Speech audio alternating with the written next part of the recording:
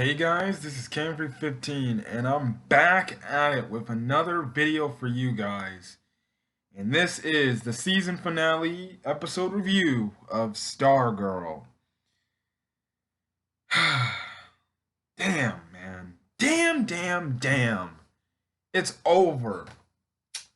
I really freaking enjoyed this show and now it's over, man. This season finale was great. It's definitely one of the best DC TV show season finales we have seen. There have been really good ones, but it's up there. It's up there. I personally believe this season finale is a top five. This was really freaking good. It ended, the first plot of this storyline, as well as it gives cliffhangers to the second season that will be on the CW next year, and stuff like that. Now, I'm gonna do the same thing as review after I'm done talking about all the plot points and stuff like that, and giving my thoughts. I'll give my thoughts on the season as a whole, and then I guess give you my thoughts on, you know, about season two. Since like I said earlier, season two is going to be on the CW, and my thoughts pertaining to it being on the CW. So let's get to it. So the episode starts off 3 minutes ago, where there was a fight between the Isaiah and that bully he was talking about with Principal Bowen last week. And this dude legit hit this kid with a freaking trombone. You see the blood on the kid's face as well. You see the blood on the trombone, and this dude looks like he looks freaking despicable. He looks pissed. He looks pissed and stuff like that. But then next thing you know, you see the football field, the high school football field, shift open, and you see the huge satellite. And because of the huge satellite, um, you see that every adult is in the trance, just like how Pat, Justin, and Barbara were in. And you see Isaac walking, talking to this little girl, saying, "Hey, it's gonna be okay. Things will happen for a good reason and stuff like that." And I was like, "This mother, this liar." Anyways, we cut back to where we're at currently. Now, thanks to the gambler saying this, the gambler eventually tells Beth, like, "Oh yeah, guess what?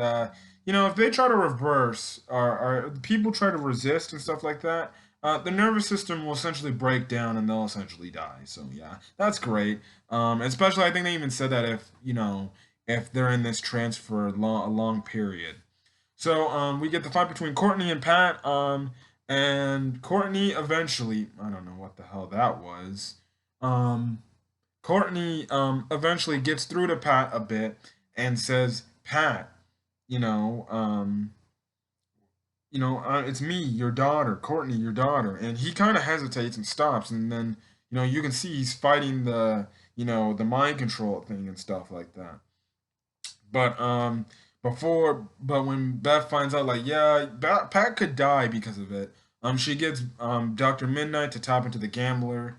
Gambler's like money bank he, I guess, stole over, and he had like thousands and thousands of dollars.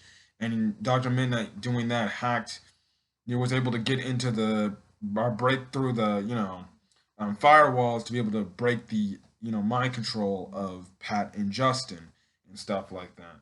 So Pat and Justin, they eventually break away. Pat says he knew what he was doing and he's sorry for that. And Courtney's like, "Hey, it's okay, fine." Now we cut over to the Justin, Rick, and Yolanda group, and Rick wants to kill Grundy, but Yolanda's like, "No, that's not good. You can't kill him," and stuff like that. But Rick kind of wants something like, "I don't care what you say. I'm gonna kill him regardless." Now we get to this one scene. We get to the one scene in the one area in the ISA, and they're looking for the door to be able to destroy the satellite. And the ISA shows up. Icicle, Doctor, or Dragon King.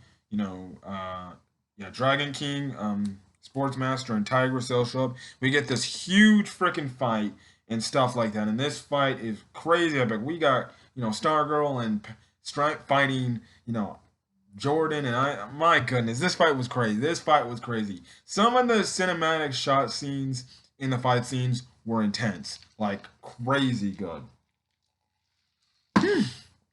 Um, then there was this one part where Justin's fighting Dragon King, and the next thing you know, Cindy stabs Dragon King and presumably kills him. Um, so yeah, that was insane because earlier they cut to the her door being broken and unlocked, and you see her get out, and I'm like, oh great, Cindy's out and stuff like that. Um, and then Cindy, she eventually gets into a fight with Courtney again. Fun story is Grundy is released and he starts fighting Pat and stuff like that. So we get a Pat and Rick fight versus Grundy, which was a pretty cool fight and stuff like that. Now the gambler told Jordan about what's been going on and about Beth, and he's like, look, you need to go after this girl to stop her. Now, in the meantime, Yolanda, is going to go try to destroy the satellite or get to the satellite area. Next thing you know, there's these guards that come in. She defeats them, and next thing you know, one of these guards takes off their mask, and you see it's Henry Jr. And I'm like, oh my gosh, he's still alive! Yes, I guess the prediction was right. Yeah, fun story. A few minutes later, essentially, Henry King Jr. says, "Well, where's your friends?" And that's when Yolanda, thinking that it's Beth, she steps back and then she takes her claws and then slices Henry King Jr.'s throat. But when we see it, we see Brainwave, and he did some kind of illusion on her mind to make it think like it's um, to make it think like it's Henry King Jr., which again is despicable because he killed his own son and now he's portraying to act like his own son to trick her. But Beth, legit, I kid you not, kills Brainwave by slitting his throat. And I was shocked. I was like, oh, she killed him. It was already crazy enough that apparently Dragon King's dead, but no. This dude's dead. He's dead. Um,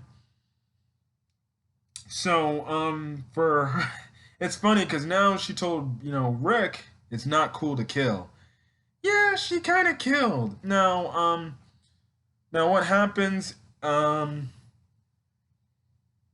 Okay. Now what happens is Courtney beats Cindy by kind of saying like, okay, this is it. I'm done with your shit, Court. I'm done with your shit, Cindy. She kind of blasts him away and she knocks her out. So Cindy's down for the count. Um, and knocks her out. So Courtney also goes on. She actually sees what Yolanda did and stuff like that. But Yolanda's like, whatever, and stuff like that. You can Courtney see like, yo, what did you do? And stuff like that. So, anyways, they get to the satellite area. Courtney actually, finally, for the first time, I guess you can say, flies on the staff and destroys the satellite and stops Project New America. You see the graphic on the computers are offline. You know, Gambler, he retreats and he tells Jordan, look, you need to retreat and everything. Now, in the meantime, Jordan gets into the room where Beth and Barbara are at. He actually freezes the Dr. Midnight glasses and breaks them, which I guess you can say that Dr. Midnight slash Chuck is dead. He knocks out Beth, and then he just takes Barbara. In the meantime, Pat and Grundy are fighting. It's a really cool fight. But Grundy's getting the upper hand, and he's about to start to attack the Pat after he breaks down the armor. And Rick comes in and he saves Pat, but he's like, "Look, go save your wife. I'll take him. I only got 5 minutes left of this power." As the fight goes on, Rick starts to beat Grundy down to a freaking pulp, like bad. And then he gets this huge like chunk of debris, and he's about to smash it on Grundy's head. But Grundy, as you see, in his eyes, he has like some sort of life and some sort of, I guess you can say, humanity, some regular person, and he's just afraid. He's like covering himself, and he's afraid. He's like he's scared. And this makes Rick be able to stop and kill Grundy, obviously because of the help of what Bev actually said earlier in the season too to him of saying like if you kill Grundy, it's not gonna do anything. It's not gonna bring your parents back, and even what Yolanda said, despite what she later did. So he lets Gundy go free. Not Gundy, Grundy actually walks off and he's gone.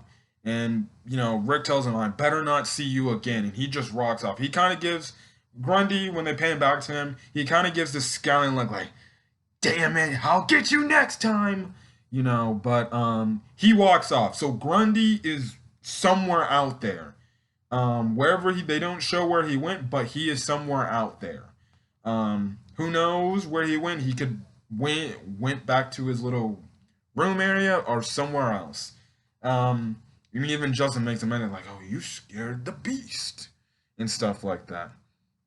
Now, it cuts to what Jordan's doing, and he kind of like just showing Barbara. He's like, "Look, I did this, for people," and I'm like, "Bro, you're telling Barbara all this how you're trying to save people, but at the same time, you're killing how many people to get your plan and stuff like that." And he's like saying, "Look, this is when he gets, and this is when he freaking makes his move and tries to hit on Barbara at the same time after Barbara knows knowingly well everything he's done and how bad of a guy he is." And he's like, "Look, let's just start over. You, me, Courtney, we can do this together." And she's like, "Bro, you're crazy, man. I can't do it. You're crazy." And then that's when Icicle. That's when Jordan's like, "All right, that's it. Fuck it. I'm going to kill your daughter. I'm going to kill your husband, and there's not a damn thing you can do about it." And then I don't know how Pat got there so fast because he was about to push Barbara off the railing and kill her. But then Pat comes out of nowhere and he's like, "Well, I'm right here, Jordan. Why don't you come kill me since you said it?" And stuff like that. And then all of a sudden, Courtney shows up and they kind of have this back and forth, little power struggle. Next thing you know, they kind of, you know, there's this big explosion and makes Barbara fall over the railing. Courtney falls over, but Yolanda saves her. Pat actually is able to save Barbara from falling, but Icicle hits the ground pretty freaking hard and stuff like that. So Courtney and Yolanda, they hug it out and stuff like that for, obviously Courtney saved her and it looks like, oh, the day saved and everything. Oh, wait. Courtney within the corner of her eye sees Icicle. Now, the crazy thing is what I thought would happen is Icicle would do one of his ice powers and stab Yolanda right in the back. I was expecting for that to happen. But no, it didn't happen. You see Icicle turning back to Ice. He's like, damn. He's essentially in the like, damn you. And he's going to start to launch off a major attack. But our boy Mike comes in at the last second, smashes Icicle to pieces. And Icicle has been defeated. And Icicle is dead. Because you can see the fact that he just shatters into pieces. And I don't think his powers work like, say, Sandman or something like that, where he just gets the elements and, is back to forming. But no, he's dead. So I don't know what that's going to lead into for next season, especially in terms of the Cameron plot, and especially when he finds out how his dad died. Yeah, and I have a feeling that the grandparents are going to turn Cameron into an evil guy. I did hear that Cameron turn is evil. He's not a good guy. I thought he would turn into a good guy, but no. Here, the fact that his dad's dead, he's gonna want to get, I guarantee you the grandparents are gonna tell him, yeah, your dad was murdered. And I guarantee you Cameron's gonna get upset and pissed and he's gonna want vendetta against who killed his dad, which he'll find out who he killed his dad, and we're gonna get Courtney versus Cameron probably in the near future. So the fight is won. The ISA has been defeated. The only ISA members that have not been, were not killed were Sportsmaster and Tigress, the Gambler and Grundy. They were the only ones that didn't get killed. Um, Everyone else, they were dead. They were killed. And you see after this huge battle, you see Rick, Beth, Courtney, and Yolanda all embrace and everything and stuff like that. You have Pat and Barbara have that long-awaited kiss and stuff like that. The next scene when we come back to the break, they're at the football stadium, and you can see everybody's just shaking. They tell Beth, Courtney and Rick tell Beth, like, hey, we'll find some way to fix the Doctor Midnight goggles and try to bring Chuck back as well, which I believe they will. So it's gonna be interesting to see where they do with that thing for Beth, because honestly, right now she's out of commission and she can't really do much for the team. They also cut over to Yolanda. Yolanda looks out of it now. I think it's mostly because she killed the dad, Brainwave, and now she's essentially got blood on her hands. So this could be an interesting thing where maybe next season she fights the ideals of maybe killing someone and stuff like that, and the team has to be like, whoa, whoa, whoa, why are you trying to, like, you're going too far here and stuff like that. It's setting up that plot line like, she's going too far to the point she's literally about to kill people, and they have to, I guess, kill that hunger down, that hunger to kill down. And that's obviously going to affect her mentally. So maybe we might see like nightmare scenes, stuff like that of her killing. So it's going to be interesting what they do with Yolanda too, because they're putting this whole plot of her being not only depressed about the Henry Jr. situation, but as well as the fact that she killed somebody, and stuff like that.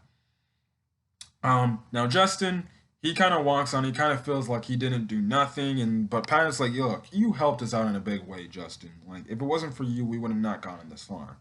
Now Justin says, "Well, he's gonna go try to find the people that were in those images, or in that one image, in that one old image and stuff like that." So that's his job. So if we cut to him a few times in season two, we'll see what's gonna do. Now on the news, because Barbara even bring up like, so why are they gonna explain this in the news? And Pat's like, well, they'll find some BS way to explain it. Now, the news say it was an earthquake in Nebraska, even though I don't think earthquakes can actually happen in Nebraska. If earthquakes can happen in Nebraska, please put it in the comment section, because I only think earthquakes can happen on the West Coast. Like Nebraska's in like the central United States, and I don't think they can get earthquakes. I think the only states that can get earthquakes are like California, Utah, or not Utah, yeah, Utah, Nevada. I think Oregon and Washington can get earthquakes as well. I don't know about Arizona if they can get earthquakes, but I think those are the states that can get earthquakes. I don't know if Nebraska can get earthquakes. If they do, okay.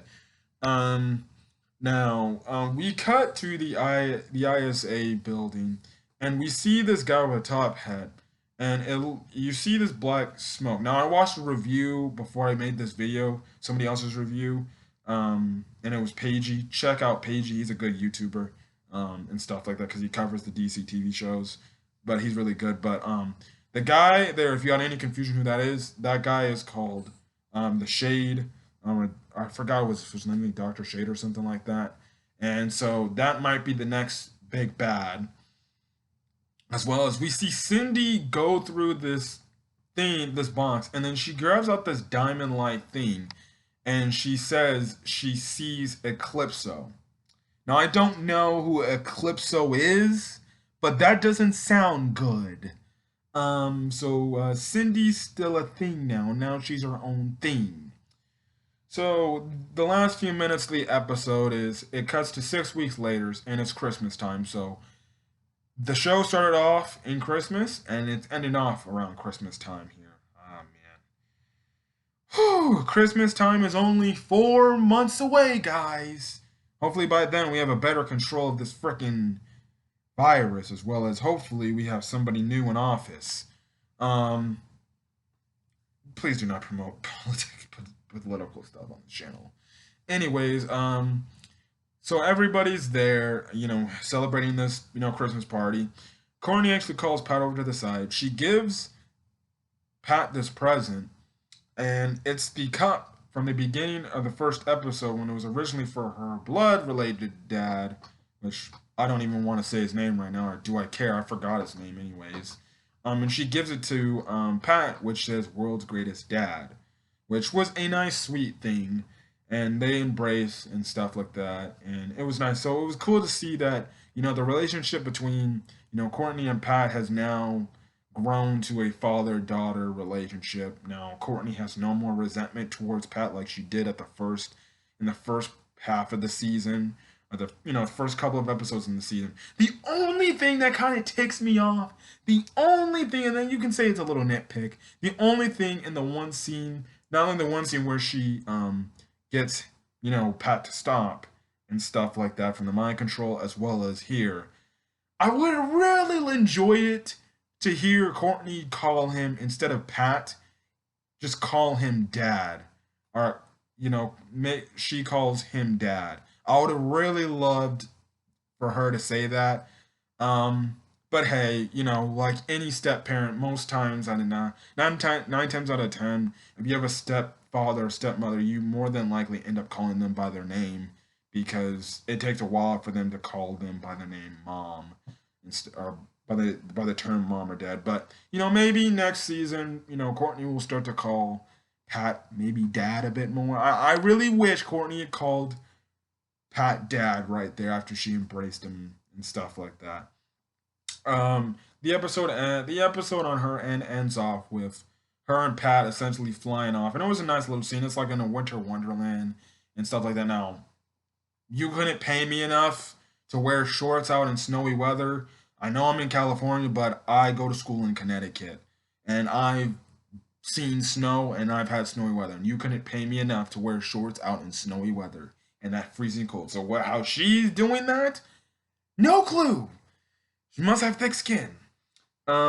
Anyways, they fly off. Now, the post-credit scene here, it goes to a place in North Hollywood, California. Fun fact, I'm in California. Now, there's this guy that knocks on this dude's door and asks where Pat's at, and the dude is like, Pat doesn't live here, or he doesn't reside here anymore. And we see he's like, oh really? He's like, well, my name is Sylvester. I think I forgot his last name, but his last name is Sylvester, and yes, so Starman is apparently still alive. Now, who knows? Maybe they. I don't know where this plotline's going. Maybe this is the legit Starline, or maybe this is some kind of, faker or something like that. How I might say. I don't know, it's like an evil version of him or something like that. Who knows? We just have to find out next season. And yes, and when the episode ends, you get like a legit, like description from the CW saying, hey guys, Stargirl will return. New episodes of Stargirl will return on the CW for 20 are in 2021. So they got straight to the point. They said it will return in 2021. So yeah, I don't know when in 2021 it's gonna return. Maybe fall of 2021. Maybe I don't know. Maybe spring in 2021. I don't know when it's gonna return. Or what time in 2021 is gonna return. But that's great news to hear that. Oh, they're already saying, look, we're coming back and stuff like that. So you can, if you missed any episode, you can go back on the CW app and check it all out there. Um, Now, before I talk about season two and it being on the CW and stuff like that, my thoughts on season one, I really, really much enjoyed it. For a 13 episode season, it was really freaking good. And, good, really, really freaking good job. I enjoyed Stargirl. It's one of my favorite DC TV shows now. And I had a blast watching this. It had emotional moments throughout the season. It had really cool moments, and just the cinematography of the episodes was great, because it was also out in the DC streaming service, which is now no more, thanks to Warner Brothers and AT&T shutting it down. But it was great. The fight scenes were amazing. The characters, they were all lovable in their many ways. And even Courtney was, although like I said in past reviews, I got sick and tired of her character after a while when she was being ignorant and not listening and being too rash and stuff like that. As well as it goes to some other characters, like I said, they're learning to become heroes, so they're gonna have that. Um, I thought the actress and the performance did a great job. The main cast did a good job. I don't know the actors' names other than Brett Bessinger as Courtney slash Stargirl, but I thought the actor who played Icicle was really good as an antagonist. It sucks that he has to die. He died because he's like one of those antagonists that it's like he should just be the one antagonist you just can't get rid of and just keeps coming back and back and back. Who knows? Maybe he might. Maybe I might say, oh, he didn't really die in season two. He might make some appearance in season two, but I think he's dead, dead.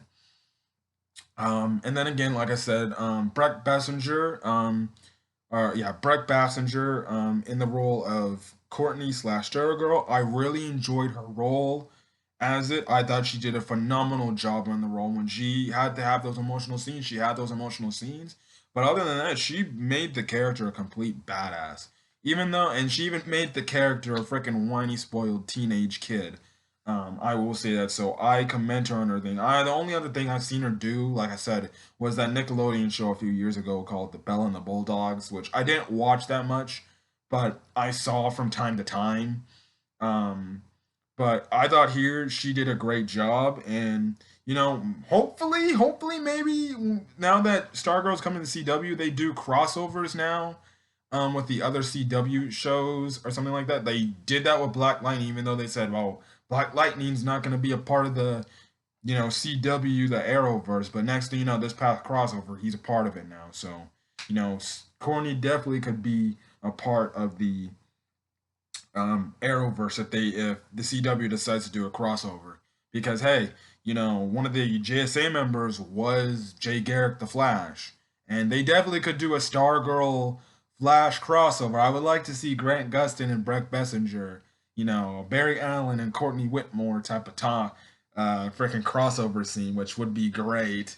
And who knows, maybe Barry could show Courtney the ropes on what it takes to really be a freaking hero and stuff like that and help her much more, which I think would actually be really cool and noted and stuff like that. And stuff like that. And if she joins the crossover for future crossovers with the other heroes, like I think her and Star and Supergirl could really get along too, and stuff like that. So yeah, it leaves a door wide open for potential possibilities if we do get crossovers with certain characters from the Arrowverse with Stargirl, since they did it for Black Lightning, and it's only going to be a cash cow thing. They'll be like, how about we just add Stargirl to these crossover multiverse things and stuff like that. So yeah. Now to end my video thoughts, my thoughts on season two coming to CW. Now, obviously, there are people that are worried about this and they're saying, "Oh, great, it's gonna be freaking bad on the CW because the CW isn't gonna it's gonna ruin some things." Now, I think Stargirl. Now, from what I know from my knowledge, Stargirl's gonna have the same writing team and everybody who directed the show coming back. So that's good. So look, my thing is this: if they can keep if for Stargirl season two on CW, now will some budget stuff like go down in terms of like how fights maybe look and some cinematography scenes are cut and looked? Is it gonna look different on the CW a tiny bit? More than likely, yes, because like I said, DC the DC streaming service, you can put more budget into shows like that. CW, you have like a select number of budget here working with that. So, maybe some things will be down toned a bit and stuff like that. But if it keeps the same story where it hooks you and it's emotional and the story's good as well as the pacing and writing of the show's good, I think season two will be just as successful as season two. Maybe who knows, if not better. Like I said, it all comes down to thing. It all comes to that. Like seriously, some people, think it's gonna be season two of Stargirl is gonna be bad because it's gonna be on the CW. Like I said, we never know. We haven't seen it yet on the CW, but officially Stargirl will be moving to CW. It won't be on the CW DC or on the DC streaming network, so people won't be able to see episodes early. Everybody will be able to see it at the same time, same night, whenever. and stuff like that on Tuesdays, or if they reschedule it for another day, based on, because obviously, as we know, Tuesday is select dates for the Flash and stuff like that, especially if they do it at the same time. Yeah, it's gonna be interesting to see what it goes.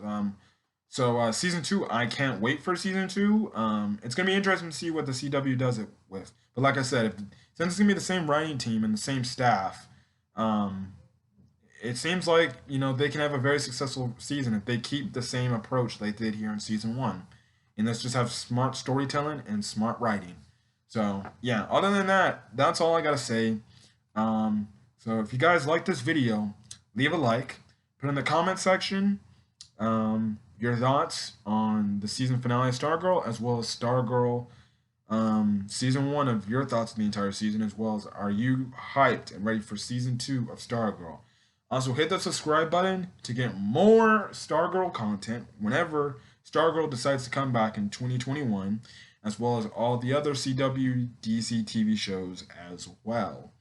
Um, this is Stargirl legit is honestly, because if you go to my playlist, I did do Supergirl and the Flash, but I like totally stopped doing, reviews for them, mid season. And Stargirl, I'm actually proud that I only missed like, I think one episode, but more than likely, I reviewed every episode of this season and stuff like that. So I know when the DC TV shows come back, I'm gonna make sure I'm gonna be legit on my stuff for the following seasons. That I will make sure to review every episode and stuff like that. But yeah, other than that, guys, for the time being, if you guys checked out my reviews and you enjoyed my Stargirl reviews, thanks for seeing the channel. If you want to hit that subscribe button to see my other channel content, like I said, I'm just doing anime, TV show reviews, because one, that's the only thing that's on that I can talk about. I might dive into a little bit of sports and stuff like that, but other than that, I'm really mostly just talking anime on the channel and just anime reviews.